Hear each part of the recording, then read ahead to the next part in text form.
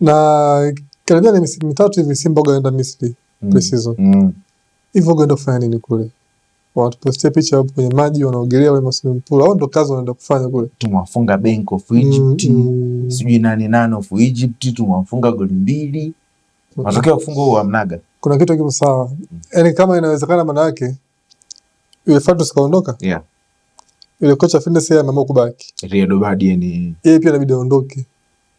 Na yeye kwanza? Kocha inabidi aondoke sababu mpaka leo yupo na timu mpaka leo iko fit. Sio timu ipo nao toka msimu uliopita mpaka leo timu iko fit. Maana yake yule naye inabidi aondoke. Naye inabidi aende. Yaani kocha mpya anayekuja aje na kila kitu chake aanze upya.